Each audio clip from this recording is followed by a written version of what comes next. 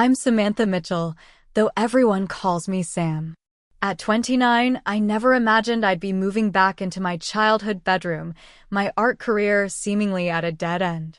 After the gallery rejected my portfolio, I returned to my parents' home, determined to contribute somehow. I decided to renovate their outdated living room as a thank you for taking me in. How could I know that painting one wall would end with my dad's face turning purple as he screamed those words I'll never forget? Before I tell you how my parents crushed my soul, let me know where you're watching from. Hit like and subscribe if you've ever had your good intentions completely misunderstood. Growing up in a middle-class neighborhood in Portland wasn't terrible. Our house wasn't the biggest on the block, but it was comfortable enough.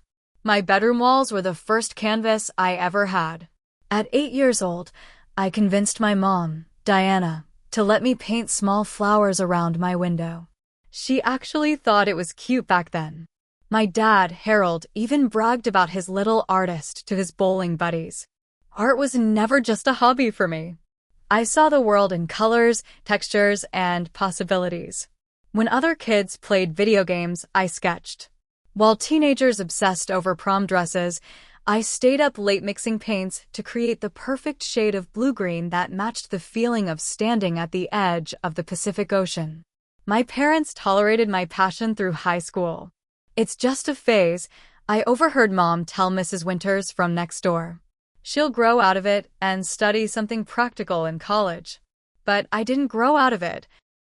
I applied to art schools, and when I got accepted to the Portland Institute of Fine Arts with a partial scholarship, even Dad had to admit he was impressed.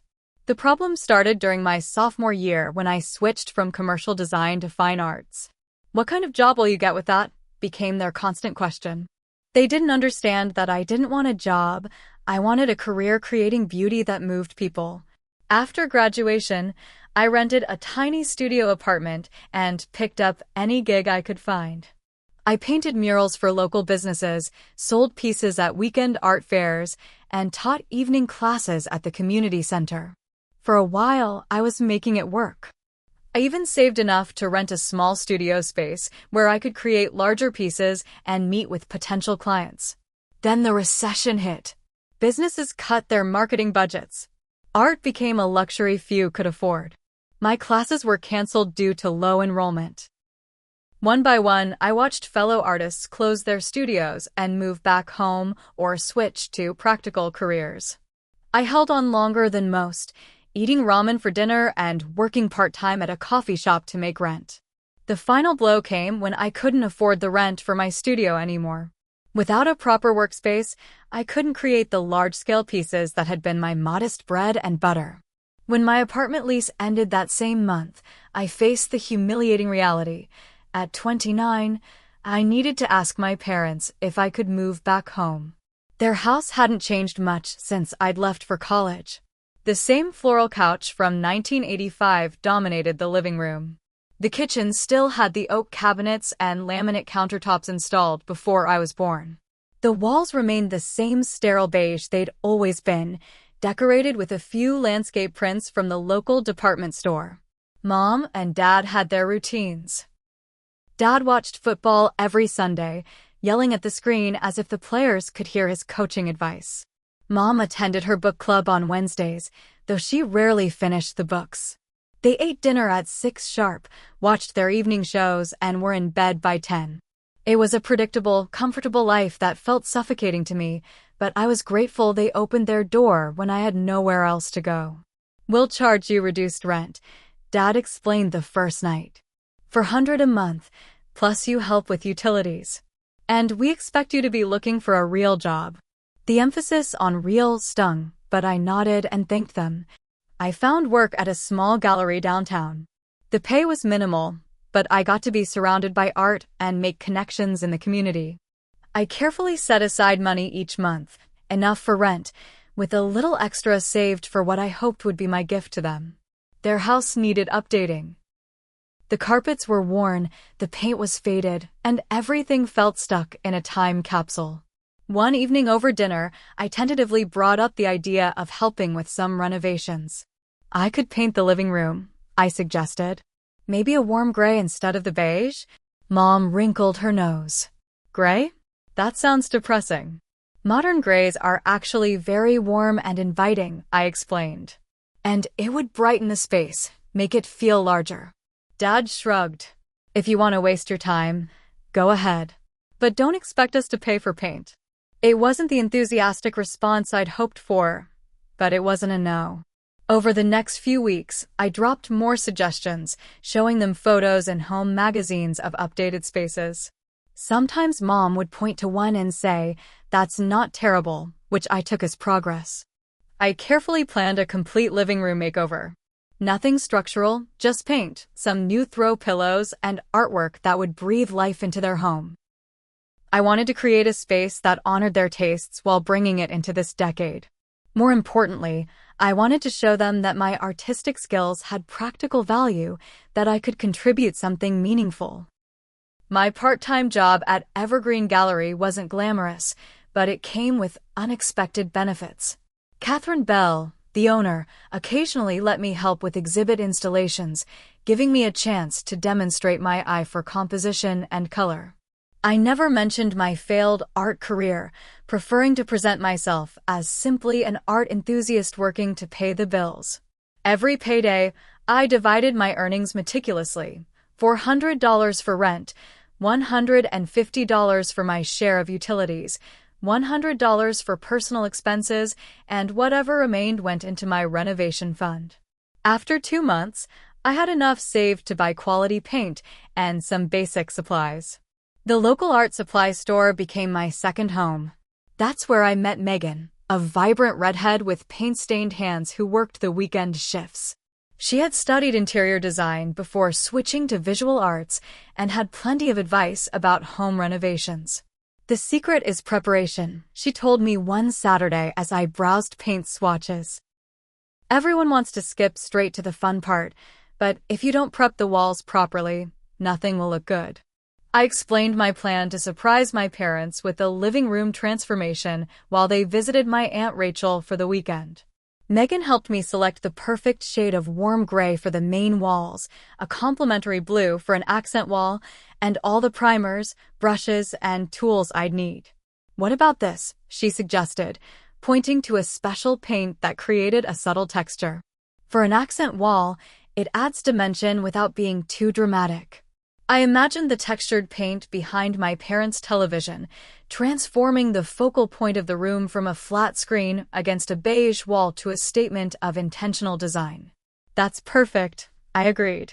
Beyond the paint, I had a vision for a small mural in the corner near the bookshelf, nothing overwhelming, just a delicate tree with branches extending along the ceiling edge, connecting the space. I sketched the design dozens of times, refining it to be elegant yet subtle. As the weekend of my parents' trip approached, my excitement grew. I created a detailed schedule: Friday evening for moving furniture and prepping surfaces, Saturday for base coats, Sunday for the accent wall and mural, leaving Monday morning for final touches before they returned in the afternoon. "We're only going for 2 nights, Sam," Mom reminded me as she packed. "Don't throw any parties while we're gone." I smiled innocently. "No parties, I promise." "I might catch up on some projects, though." Dad grunted from behind his newspaper. "Just don't make a mess you won't clean up." If only they knew. The moment their car disappeared down the street, I sprang into action. I carefully removed the family photos from the walls, placing each one in labeled boxes so I could return them precisely. Some of the frames were dusty and faded. I made a mental note to clean them before hanging them back up. As I took down the large family portrait from above the fireplace, I paused. It was from my high school graduation, all 3 of us smiling. Dad's hand rested proudly on my shoulder as I held my diploma. Mom looked genuinely happy, not the tight-lipped version of herself I'd come to know in recent years. What had changed? When had their pride in me transformed into disappointment? Was it when I chose fine arts over graphic design? Or when I turned down that office job to pursue my gallery work? Maybe it was simply the accumulation of years watching me struggle while my cousins bought houses and started families. I shook off these thoughts and refocused on my mission. This renovation would show them I wasn't a failure. My artistic skills had value. I could contribute something lasting and beautiful to their lives. With all the furniture moved to the center of the room and covered with drop cloths, I began the tedious process of taping edges and filling nail holes. My back ached from bending and stretching, but there was something meditative about the preparation. This was the foundation that would make everything else possible. Saturday morning, I woke at dawn, eager to begin painting. The first brush strokes of primer felt ceremonial, marking the transition from planning to creation.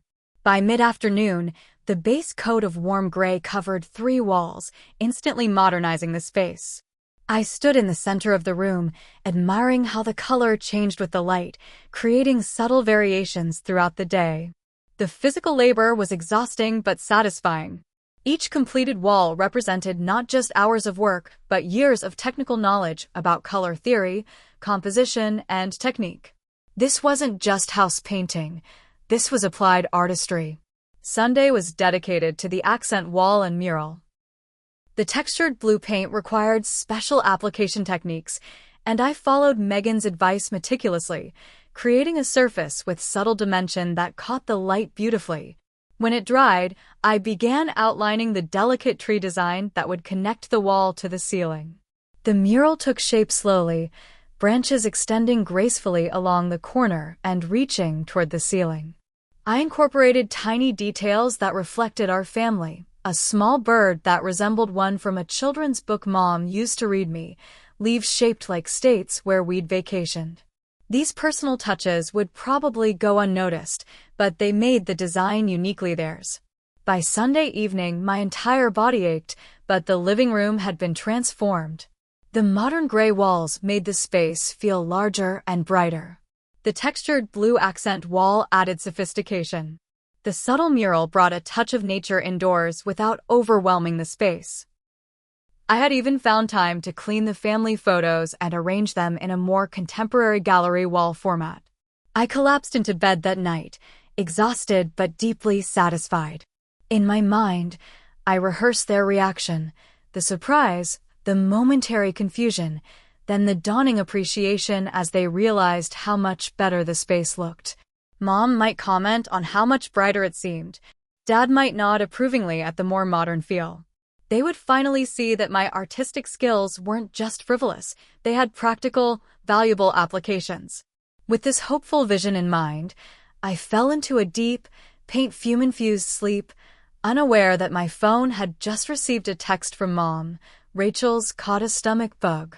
Coming home early tomorrow morning. The slam of the front door jolted me awake. Disoriented, I fumbled for my phone. 9:17 a.m. They weren't supposed to be back until the afternoon. I jumped out of bed, threw on a robe, and rushed downstairs. Mom stood frozen in the living room entryway, overnight bag still in hand, mouth slightly open. Dad bumped into her from behind, grumbling about her sudden stop until his eyes followed her gaze into the room. "What in God's name did you do to our house?" His voice was quiet at first, then escalated with each word. I moved past them into the living room, seeing it through their eyes for the first time. The transformation was dramatic. The warm gray walls, the textured blue accent, the delicate mural extending from corner to ceiling. To me, it was beautiful, sophisticated, a perfect blend of modern design with personal touches. To them, it was an invasion. "I wanted to surprise you," I explained, trying to keep my voice upbeat. "The beige was so dated, and this opens up the space and—" "It's gray," Mom interrupted, her face pinched. "You painted our living room gray. It looks like a funeral home. Actually, it's called Morning Fog, and it's a warm gray with undertones that complement your furniture," I said, my designer vocabulary failing to impress. "And the accent wall adds depth. You painted a tree on our wall." Dad's face was reddening.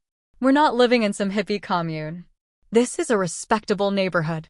It's not just a tree, it's a design element that draws the eye upward and makes the ceiling appear higher." I was speaking too fast, my prepared explanation tumbling out. "And look, I organized the family photos in a more contemporary arrangement that—" "You moved our photos?" Mom pushed past me, inspecting the gallery wall with growing horror. The big family portrait belongs above the fireplace. That's where it's always been. I thought this arrangement showcased them better, created a more interesting. Change it back, Dad said flatly. I blinked. What?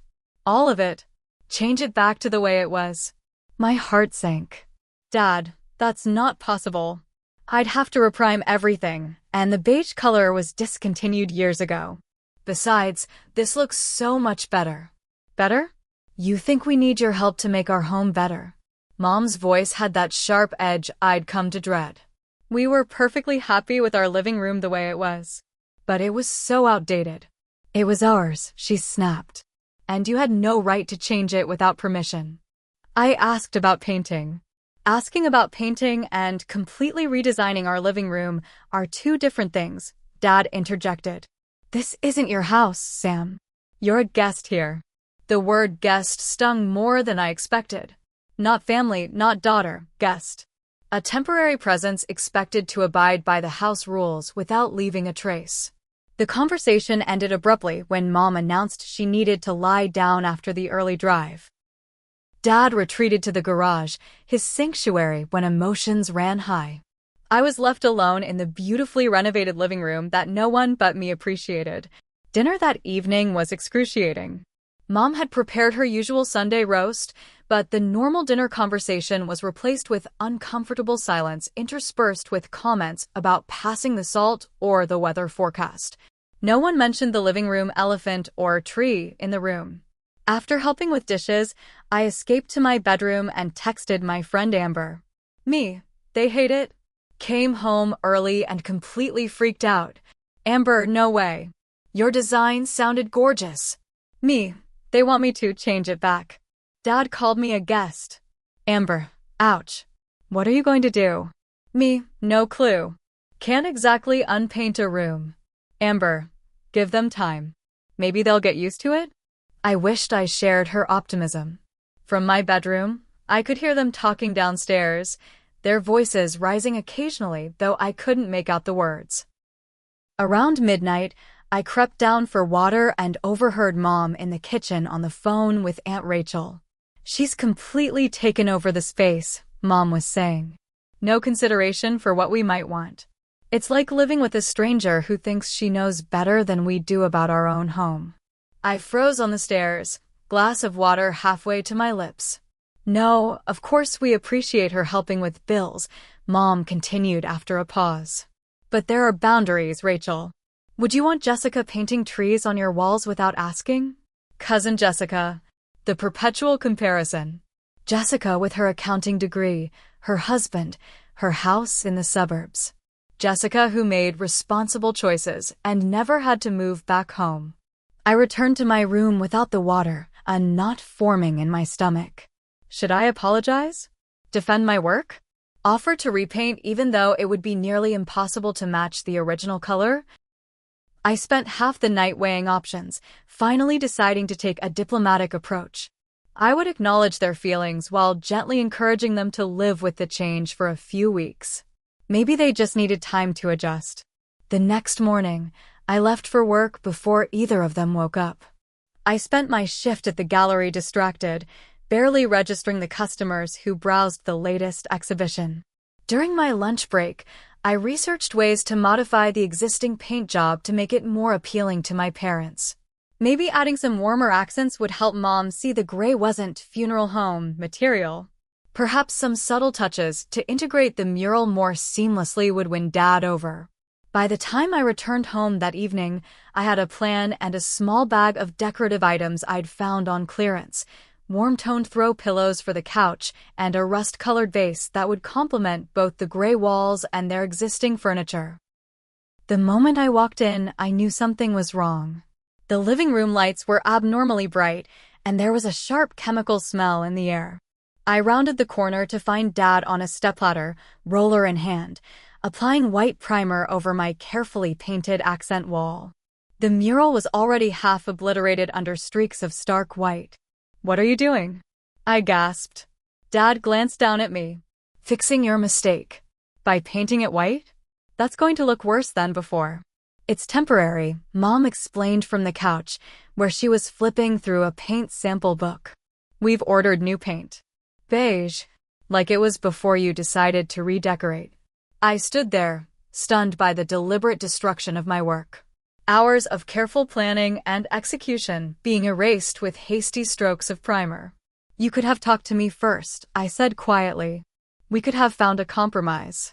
There's nothing to compromise about, Dad replied without looking at me. It's our house. And I'm just a guest, I finished bitterly. Mom looked up, her expression a mixture of annoyance and something like guilt. We didn't ask for this, Sam. We didn't ask you to fix our home. I was trying to contribute something meaningful, something that used my skills. Maybe if you developed more practical skills, you wouldn't be living in your childhood bedroom at 29, Dad interrupted. The conversation deteriorated from there. Every frustration we'd been politely suppressing for months came bubbling to the surface. My failure to launch a successful career, their disappointment in my life choices, my resentment of their judgment, their feeling that I'd invaded their empty nest lifestyle. By the time I retreated to my room that night, it was clear that the living room paint job was merely a symbol of much deeper issues between us. The renovation I'd hoped would bridge our differences had instead widened the chasm.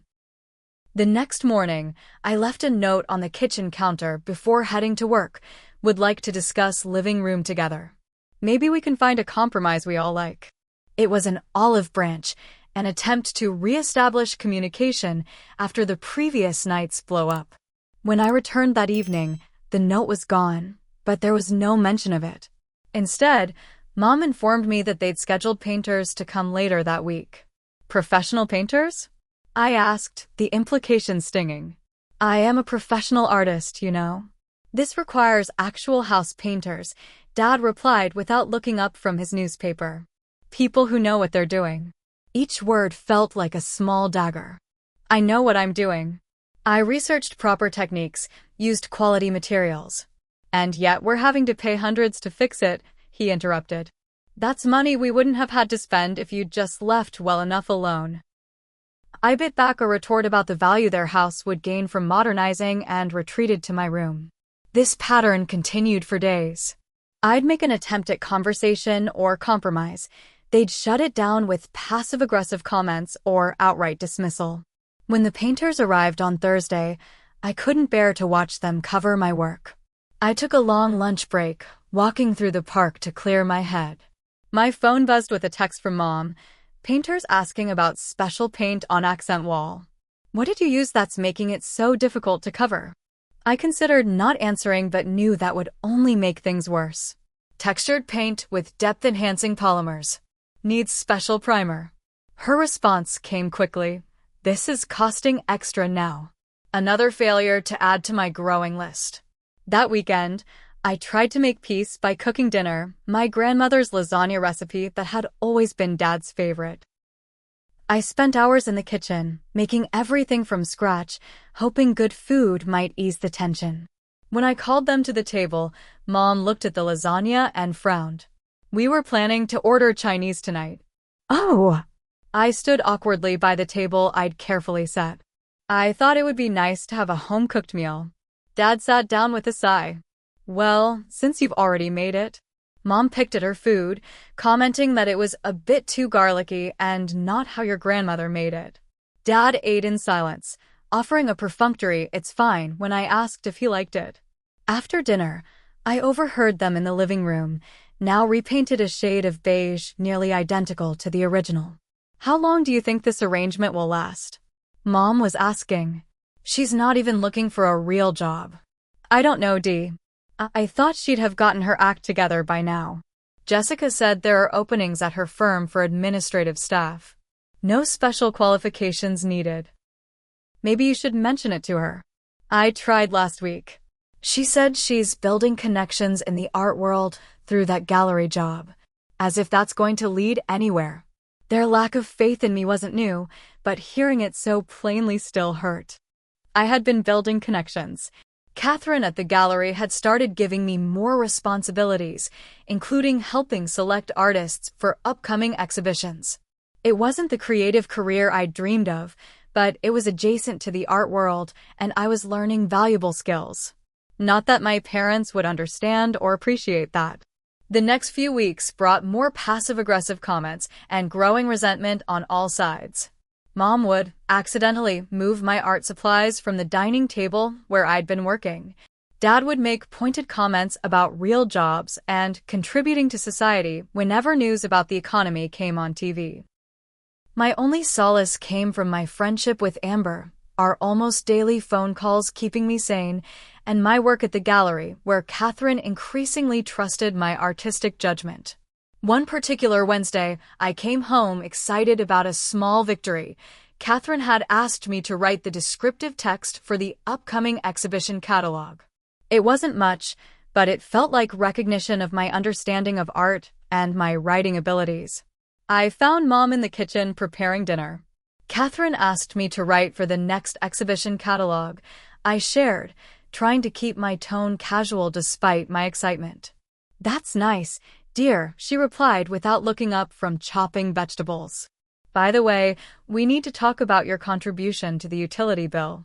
It's gone up since you've been here." My small moment of professional pride deflated instantly. "I'll add extra to next month's rent," I said quietly. "And please remember to turn lights off when you leave rooms. We're not made of money." That night, I couldn't sleep. I stared at the glow-in-the-dark stars, still stuck to my childhood bedroom ceiling, and wondered how I'd ended up here. At 29, I should have been established in my career, maybe working toward a gallery showing of my own work, possibly even teaching art at a college level. Instead, I was being scolded about utility bills like a teenager. The irony wasn't lost on me that the very parents who criticized my lack of success were simultaneously undermining what little professional progress I was making. Every small victory was dismissed. Every effort to contribute was criticized.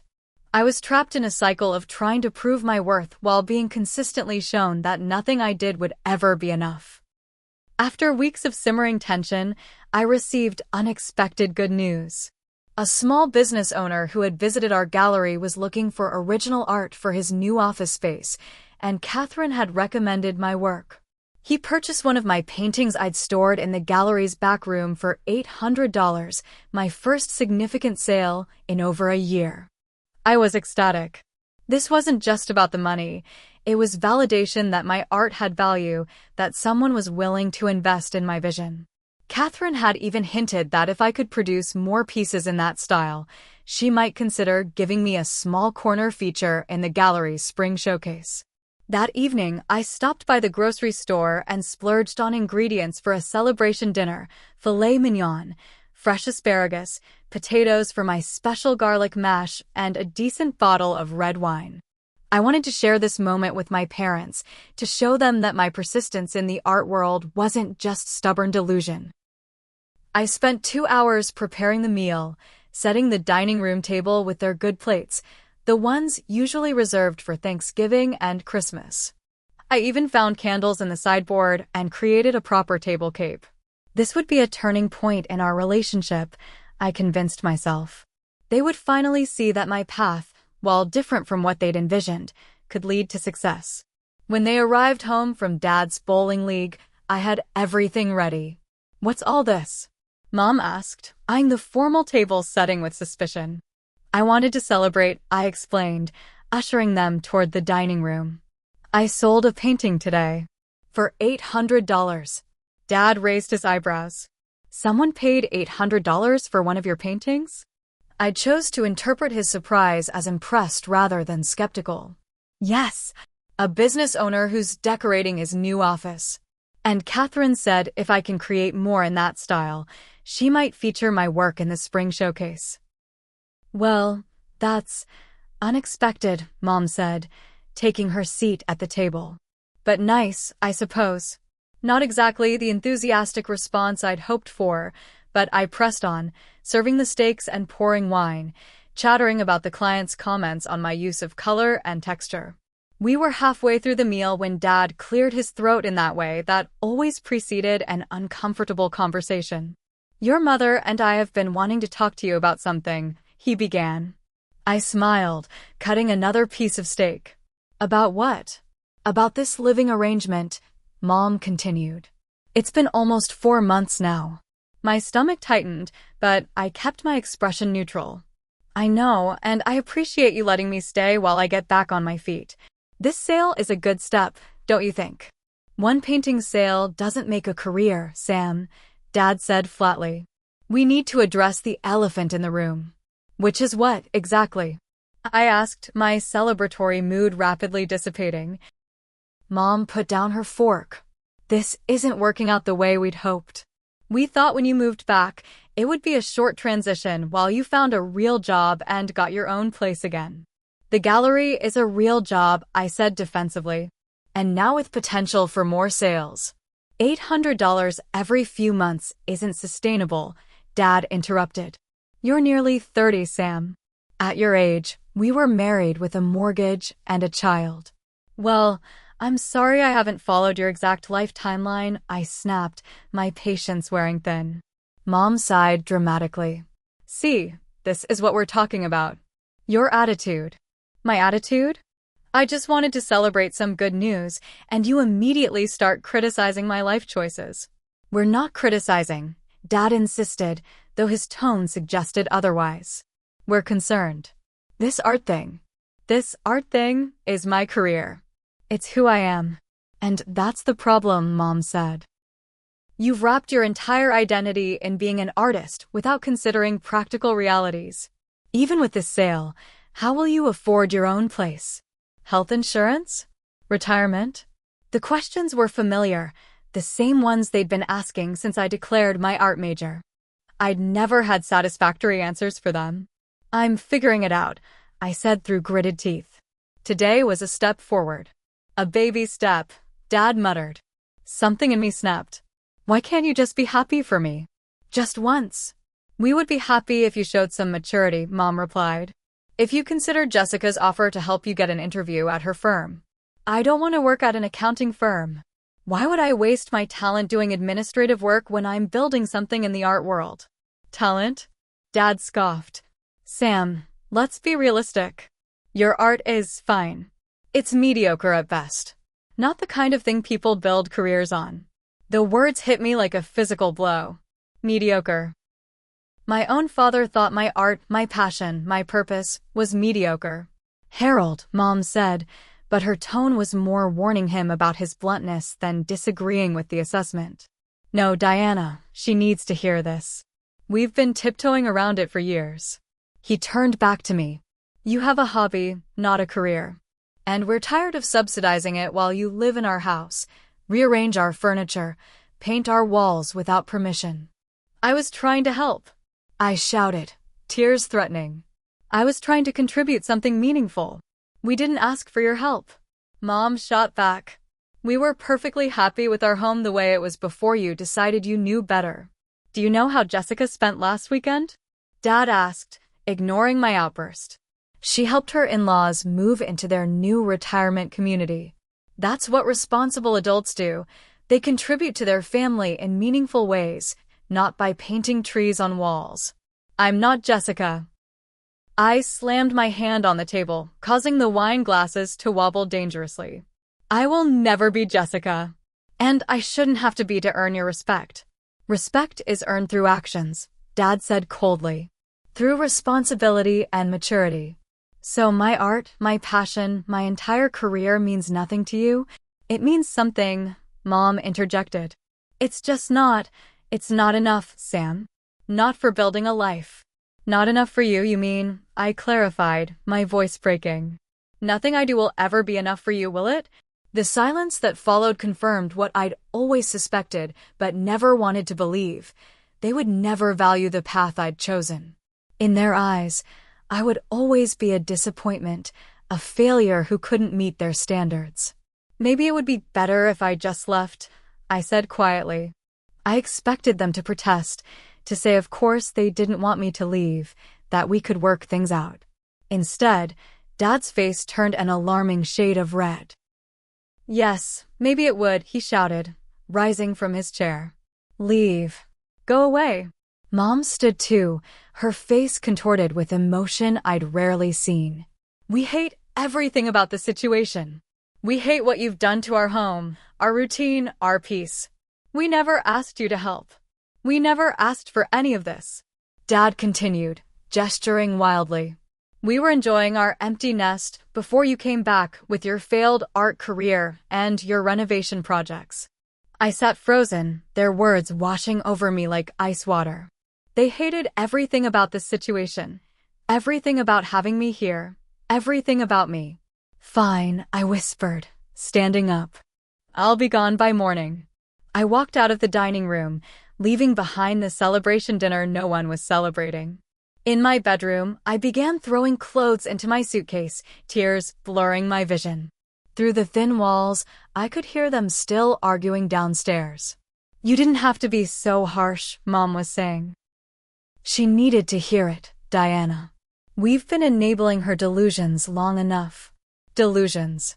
That's what they thought of my art, my dreams, my entire life path. Just delusions. I packed methodically through my tears, gathering everything that defined me, my art supplies, sketchbooks, the few finished pieces I'd kept. When the essentials were packed, I sat on my bed and considered my options. I had about $2,000 saved, most of it earmarked for next month's rent and the upcoming utility bill. It wouldn't last long, but it would have to do. As the night deepened, the house grew quiet. I could hear Dad's snores from their bedroom down the hall. I finished packing, then wrote a brief note. I'll send an address for forwarding mail when I'm settled. In the darkness before dawn, I carried my belongings to my car, making several trips as quietly as possible. On the final trip, I paused in the kitchen, staring at the envelope where I kept next month's rent payment, already prepared and labeled. If I were a ghost, I would disappear just like they asked. I left with all my belongings, except for one thing. I left the rent money on the counter, a final contribution to the household that no longer wanted me. Let them have it. I was done trying to prove my worth to people who would never see it. As I drove away from my childhood home in the gray pre-dawn light, I had no idea where I was going. I just knew I couldn't stay where I wasn't wanted, where my very identity was considered a disappointment. The neon vacancy sign of the Pinewood Motel buzzed and flickered as I checked in, my voice hollow as I paid for 3 nights up front. The room smelled of industrial cleaner and decades of cigarette smoke that no amount of air freshener could mask. The bedspread had a pattern straight out of 1982, and the bathroom door didn't quite close properly. But it was mine, a space where no one would judge my choices or question my worth. I sat on the edge of the bed, the events of the evening replaying in my mind. Mediocre at best. The words echoed painfully. Was that truly how they saw my art? How they saw me? The tears came suddenly and forcefully, great heaving sobs that seemed to rise from the deepest part of me. I cried for the little girl who had once painted flowers around her window with her mother's encouragement. I cried for the art student who had been so full of hope and ambition. I cried for the woman I'd become, homeless at 29, rejected by the people who were supposed to love her unconditionally. When my phone rang around midnight, I almost didn't answer. Seeing Amber's name on the screen, I finally picked up. "Hey," I managed, my voice raspy from crying. "Sam? What's wrong? You sound terrible." The genuine concern in her voice triggered fresh tears. Between sobs, I explained the disastrous dinner, the ugly confrontation, my middle-of-the-night departure. Jesus, Sam. Where are you now? Pinewood Motel. Classy, right? That place by the interstate? No way. Pack your stuff. You're coming to my apartment. Amber, I can't impose. It's not imposing. It's what friends do. My couch pulls out into a bed, and I'm hardly ever home with my work schedule anyway. You're not staying in that Roach Motel another night. Her insistence broke through my determination to handle this alone. An hour later, I was following her into her small but tidy one-bedroom apartment in Southeast Portland. "It's not much," she apologized, clearing fashion magazines from the coffee table. "But it's roach-free and the neighbors are decent." "It's perfect," I said, meaning it. "I can't thank you enough." Stop. You'd do the same for me. She helped me make up the pull-out couch with sheets and blankets. How long do you think you'll need to stay? The question highlighted how little I'd planned this exodus. I don't know. A few days while I figure things out? I have some savings, but not enough for first and last month's rent somewhere else. Then you'll stay until you figure it out, she said firmly. No rush. That night, despite the uncomfortable pull-out mattress with its metal bar that pressed against my back, I slept better than I had in months. There was something profoundly restful about being in a space where I was genuinely welcome. The next morning, I called the gallery and explained my situation to Catherine. She was surprisingly understanding. Take tomorrow off if you need it, she offered. And let me know if there's anything I can do to help. Actually, I ventured, I don't suppose you know of any apartments for rent in the area? Something affordable for a gallery assistant's salary. She paused. Not off the top of my head, but I'll ask around. In the meantime, I've been meaning to talk to you about something else. Catherine explained that she'd been impressed with my eye for arrangement and color theory during exhibition setups. She wanted to increase my hours and responsibilities, including more catalog writing and potentially some curatorial assistant work. It would come with a modest raise, she added. Not life-changing, but something. It wasn't life-changing in terms of dollars, but the validation, the recognition of my skills and knowledge, felt monumental after my parents' dismissal. Thank you, I said, my voice thick with emotion. That means a lot. You have talent, Sam. Real talent. Not just as an artist, but in understanding how art works, how it speaks to people. Don't let anyone tell you otherwise. Her words were a balm to the wound my father's mediocre assessment had left. Perhaps I wasn't destined to be the next great American painter, but my artistic sensibilities had value. They were recognized and appreciated by someone who knew the field. Over the next few weeks, I fell into a new routine. I worked extended hours at the gallery, took on small commission pieces that Catherine helped me find, and spent evenings on Amber's pull-out couch, sketching or searching for affordable apartments. The gallery work was more fulfilling than I'd expected. I enjoyed writing about artists' work, helping clients find pieces that spoke to them, and learning the business side of the art world. Catherine became not just a boss, but a mentor, sharing insights from her decades in the industry. Not every artist needs to be a full-time creator, she told me one evening as we closed up. Some of the most influential people in the art world are curators, writers, gallery owners, people who help artists connect with their audience. It was a perspective I'd never considered. I'd been so fixated on making my living solely from selling my own art that I hadn't seen other valuable roles I could play in the artistic ecosystem. 1 month after leaving my parents' home, I had my first therapy session with Dr. Lisa Russell, a counselor Amber had recommended. I'd resisted initially. Therapy seemed like an unnecessary expense when I was saving for my own place, but Amber had insisted. You've been through something traumatic, she argued. Being rejected by your parents is serious stuff. You need to process it properly. Dr. Russell's office was warm and inviting, with abstract paintings on the walls that immediately gave us common ground for conversation. I found myself opening up more easily than expected, the words pouring out once I started. They've never understood my choices, I explained. But I always thought underneath it all, they supported me, you know? Finding out they think my art is mediocre, that they basically think I'm a failure, it destroyed something in me. Dr. Russell nodded thoughtfully. It sounds like you've been seeking their approval your entire adult life. I guess I have, I admitted. Even moving back in with them, the renovation project, it was all an attempt to show them my value, to make them proud. And now I'm trying to figure out who I am without their approval. If my art matters even if they don't think it does. Over weekly sessions, Dr. Russell helped me untangle the complex web of family dynamics, expectations, and self-worth issues I'd been carrying. She introduced me to concepts like emotional manipulation and conditional love that helped me understand my relationship with my parents in new ways. Your worth isn't determined by their assessment, she reminded me often. Not as an artist and not as a person. It was a lesson that took time to sink in, one I had to consciously practice believing. By the 2-month mark, my increased hours at the gallery and small commission projects had allowed me to save enough for a tiny studio apartment. It was basically one room with a kitchenette and bathroom in a slightly sketchy neighborhood, but it was mine. Amber helped me move in, and we celebrated with cheap wine and pizza on the floor of my empty new place. To independence, she toasted, plastic cup raised high.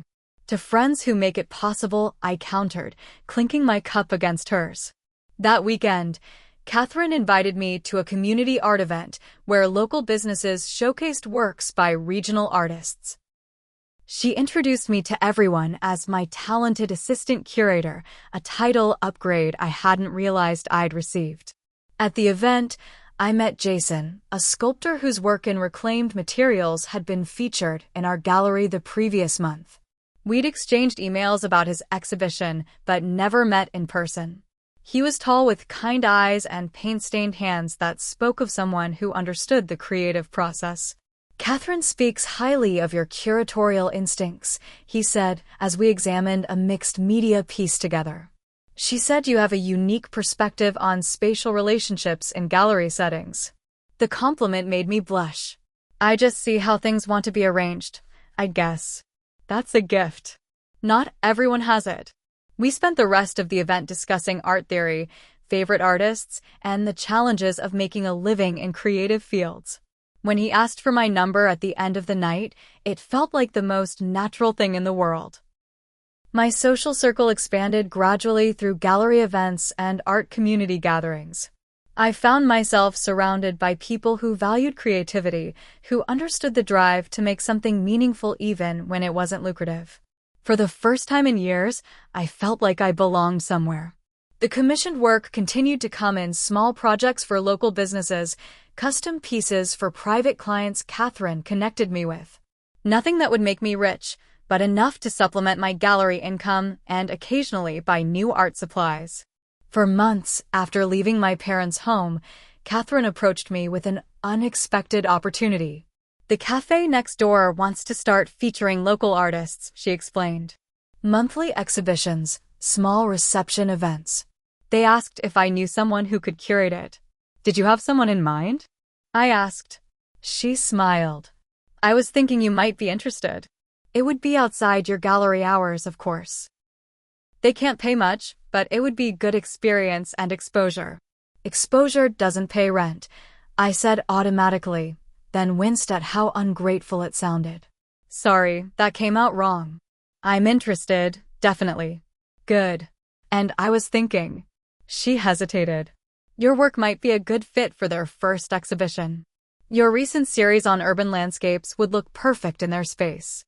I stared at her, speechless. She was offering me not just a curatorial opportunity, but a solo exhibition, my first in years. Are you serious? Completely. Your work is ready, Sam. It's time to get it seen. The cafe exhibition exceeded all expectations. The intimate space was perfect for my smaller works, and Catherine had coached me on pricing and presentation. To my shock, I sold 4 pieces on opening night, including one to a regional collector Catherine had specifically invited. As I stood in the crowded cafe, watching people engage with my art, really seeing it, discussing it, connecting with it, I felt a sense of validation that went deeper than any parental approval could have provided. This was what I'd been working toward all along, creating work that resonated with others, that communicated something meaningful.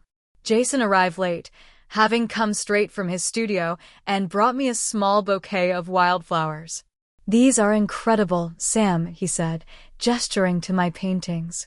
You captured something essential about the city, not just how it looks, but how it feels. Coming from another artist whose work I respected, the compliment meant everything.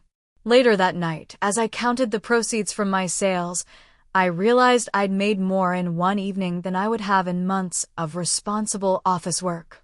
It wasn't a fortune, but it was tangible proof that my art had value, that pursuing my passion wasn't just a delusional hobby as my father had claimed. I called Amber immediately to share the news.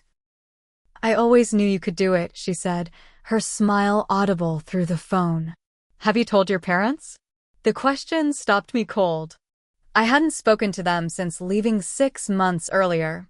My mother had sent a few text messages in the first weeks, terse inquiries about my whereabouts, later a few awkward attempts at reconciliation, but I hadn't been ready to respond. "No," I said finally. "I haven't. Do you want to?" The honest answer surprised me. Part of me does. Not for approval anymore, but just to show them I'm okay. Better than okay. "Maybe when you're ready," Amber suggested. "On your terms." On my terms. That was the difference now. I was building a life that didn't revolve around seeking their validation. Whether they ever recognized my success was becoming less important with each passing day. 6 months after the cafe exhibition, my life had transformed in ways I couldn't have imagined during those dark days at the Pinewood Motel. Catherine had promoted me to assistant curator with a salary that, while still modest, allowed me to move to a slightly larger apartment with enough space for a proper home studio. My commissioned work had grown steadily, with clients now reaching out through word of mouth rather than Catherine's connections. I developed a specialty in creating site-specific pieces for local businesses, artwork that complemented their space and brand identity. The business owner who'd purchased my painting at the gallery had become a repeat client, commissioning 3 more pieces for his expanding offices. Jason and I had been dating for 4 months, our relationship deepening as we navigated the challenges of creative careers together. He understood the highs and lows in ways my previous partners never had, celebrating my successes without jealousy and offering perspective during rejections without minimizing my disappointment. On a crisp autumn morning, I was preparing for my biggest professional opportunity yet. Catherine had offered me a featured exhibition at Evergreen Gallery. Not in the back corner or the cafe next door, but in the main gallery space during the busy holiday season. "You've earned this," she'd said when offering me the slot. "Your work has matured significantly, and your name is generating buzz in local circles." I was selecting pieces for the exhibition when my phone chimed with an email notification. The sender's name made my heart skip. Diana Mitchell. My mother. I sat down heavily on my studio stool, staring at the notification. In all this time, we'd had minimal contact, a few text exchanges around practical matters like mail forwarding, but nothing substantial. I'd sent them a brief note when I moved into my current apartment, providing my new address, but offering no details about my life. With trembling fingers, I opened the email. Sam, asterisk. I hope this message finds you well. Your father and I have been thinking about you more than usual lately. The house feels different without your presence, quieter in ways we didn't expect. Asterisk. I saw your name in the art section of the paper last week, something about an upcoming exhibition at Evergreen Gallery. We were surprised and, I should admit, impressed. It seems you're finding your way after all. Asterisk. If you're amenable, perhaps we could meet for coffee sometime. No pressure, just a chance to catch up. We've missed you despite everything. Asterisk. Love. Asterisk. Mom. Asterisk. I read it 3 times, analyzing every word, searching for hidden criticisms or manipulations. But it seemed genuine, awkward, and restrained, but genuine. I called Dr. Russell, forwarding her the email before our emergency phone session. "What do you think?" I asked after she'd had time to read it. "Is this a real olive branch or just more manipulation?" "Only you can determine that," she replied. "But I see some positive signs." She acknowledges your professional success.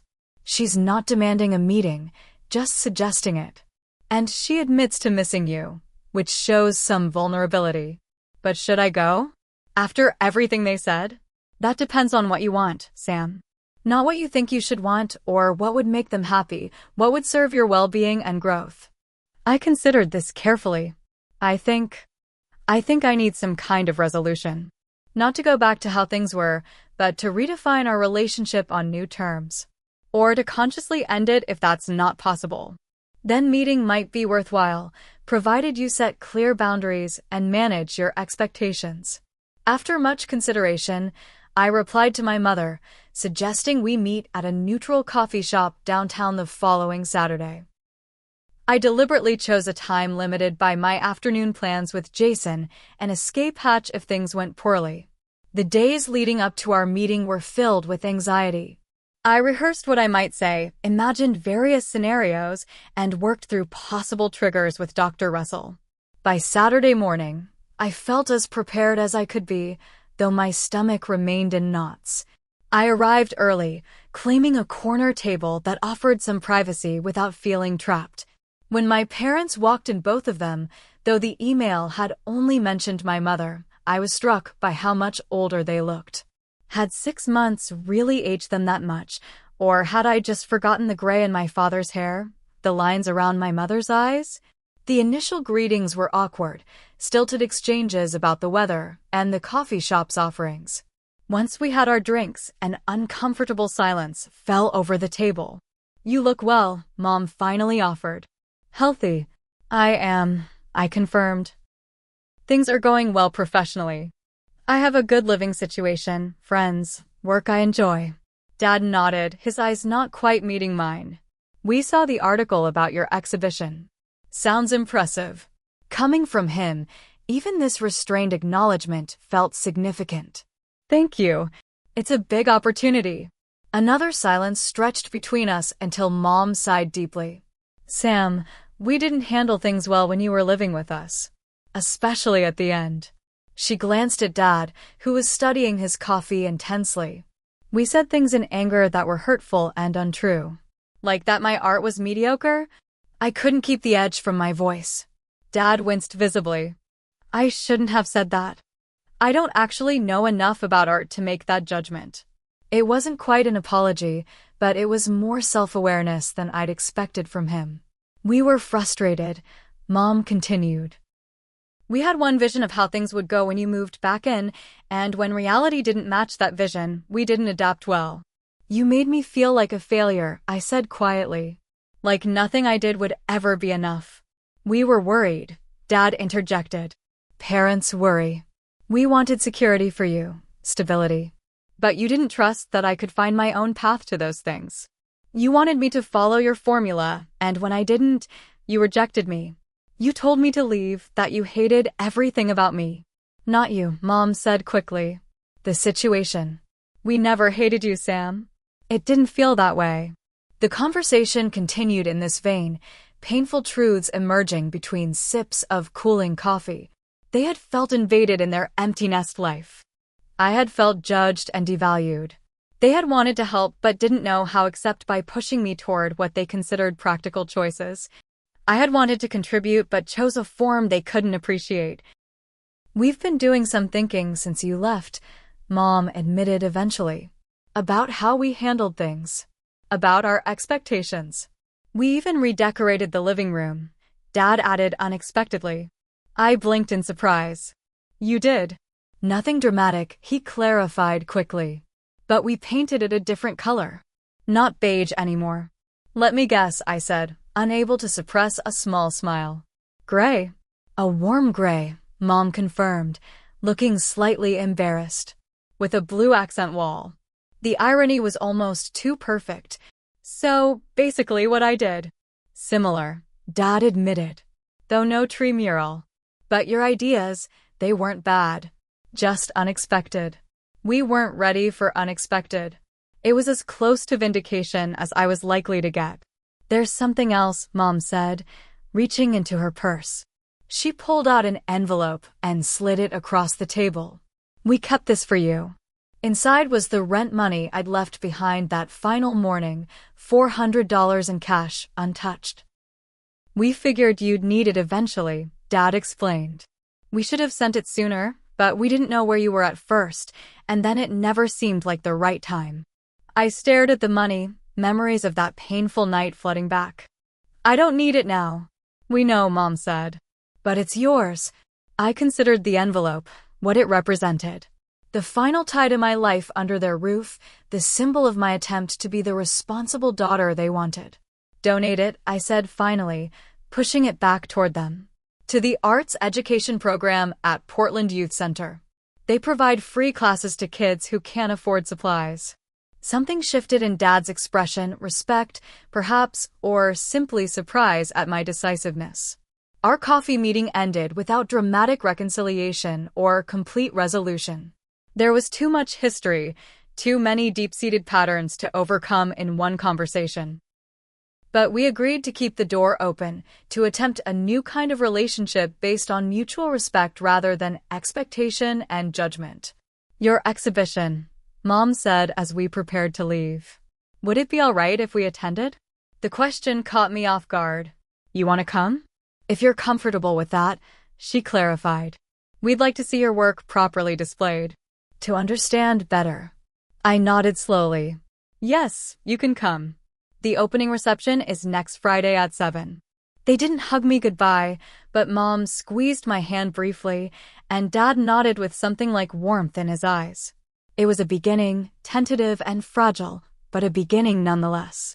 The night of the exhibition arrived with perfect autumn weather, crisp and clear. Catherine had helped me select and arrange 12 pieces that showcased my evolving style and technique. Seeing them professionally hung and lit in the gallery space was surreal, a dream I'd carried for so long finally manifesting. Amber arrived early, hugging me tightly. I'm so proud of you. Look at all this, it's amazing. Jason came next, bringing another small bouquet of wildflowers, which had become his tradition. For the artist, he said with a warm smile, though your work outshines them completely. By 7, the gallery was filling with art enthusiasts, local business owners, and friends I'd made in the Portland creative community. Catherine moved among them skillfully, highlighting aspects of my technique and approach, directing potential buyers toward pieces that might speak to them. I was deep in conversation with a couple interested in commissioning a piece for their new restaurant when I saw them enter, my parents, looking uncomfortable but determined, dressed more formally than the typical gallery crowd. I excused myself and approached them, suddenly nervous despite all my preparation. You came, I said unnecessarily. We said we would, Dad replied, his eyes already moving to the artwork on the walls. Can I show you around? I offered. They nodded, and I guided them through the exhibition, explaining my inspiration and techniques, pointing out details they might otherwise miss. They asked tentative questions, clearly trying to understand this world that was so foreign to them. This one, Mom said, pausing before a cityscape with vibrant sunset colors bleeding into cool evening shadows. It's beautiful, Sam. I can feel the transition from day to night. That's exactly what I was trying to capture, I replied, genuinely touched by her perception. Dad stood before my largest piece, a mixed media work incorporating elements of Portland's architectural features with abstract emotional representations. I don't understand all of it, he admitted honestly. But it's powerful. You can see that it means something important. From him, this was profound. As the evening progressed, Catherine found me to share exciting news. The regional collector who had purchased my work at the cafe exhibition had bought 2 more pieces, and 3 others had sold as well. Successful night, she said with satisfaction. You should be proud. I caught sight of my parents across the room, studying another of my paintings, heads tilted in identical poses of concentration. They were trying, really trying, to see my world, to understand what drove me. It struck me then that perhaps this was all I had ever wanted from them, not unqualified approval or financial support, but the simple effort to see me as I was rather than as they wished I would be. Later, as the crowd thinned and the evening wound down, I found myself in my studio corner of the gallery with Jason, Amber, and Catherine, celebrating with champagne Catherine had brought for the occasion. To Sam, Amber toasted, who proved that pursuing your passion isn't delusional after all. To artistic integrity, Catherine added, and the courage to follow your own path. To new beginnings, Jason said, his eyes meeting mine warmly. My parents had left earlier, with awkward but genuine congratulations and a promise to call soon. Our relationship remained complicated, a work in progress requiring patience and boundary setting on all sides. But something fundamental had shifted. I no longer needed their validation to know my worth. I thought about the journey that had brought me here, from the devastating night they'd told me to leave to this moment of professional accomplishment and personal growth. The path hadn't been straight or easy, but each painful step had led me closer to authenticity, to relationships based on mutual respect rather than conditional approval. In my new apartment, I'd painted a small decorative tree on the wall of my studio, not as an act of rebellion, but as a reminder. Sometimes being uprooted, while painful, creates the opportunity to plant yourself in more nourishing soil, to grow in ways that would have been impossible otherwise. Looking around at the people who truly saw and valued me, at the artwork that expressed my unique vision, I realized that sometimes rejection is the push we need to find our true path, not the one laid out by others' expectations, but the one that resonates with our deepest selves. Have you ever had to make a difficult choice between pleasing others and being true to yourself? Or experience the strange gift that sometimes comes from rejection? Share your story in the comments below, and don't forget to like, subscribe, and hit the notification bell if you want to hear more stories of resilience and finding your own path. Thank you for listening to my journey, and remember, sometimes the hardest goodbyes lead to the most beautiful new beginnings.